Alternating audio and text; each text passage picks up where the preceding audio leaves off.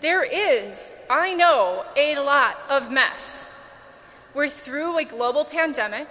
We're seeing mental health challenges that have been mounting for too long turn into a burgeoning crisis.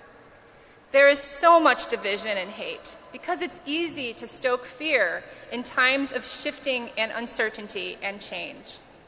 When we're fearful, it's easy to fall into a fighting stance. We feel like we need to be warriors suiting up for battle. But warriors, no matter how joyful, are still dealing in violence. And wars, even those ostensibly about culture, have casualties. Battles cause collateral damage, and we can't risk to hurt or the hurt any fight stands to cause our kids just because we're scared of change. There's too much at stake, and we could lose too much. Destruction is the polar opposite of hope. It's true, choosing another path can be hard. Tearing something down is always easier than building it.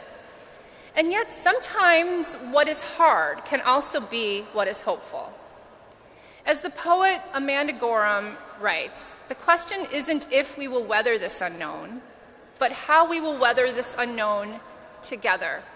And coming together in times of change is an act of hope. Besides, teaching is not and has never been about doing what's easy.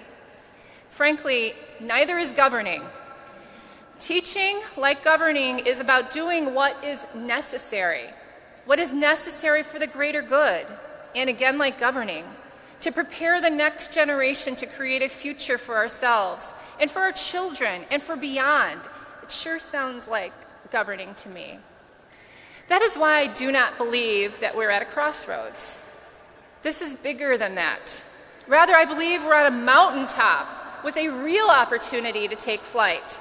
We are at a critical moment in history where we can choose hope and soar, or we can choose destruction. We can choose to try and tear each other down, or we can choose to build and grow. When we teach and learn and grow, we do it through acts of hope, humility, and yes, probably a little mess.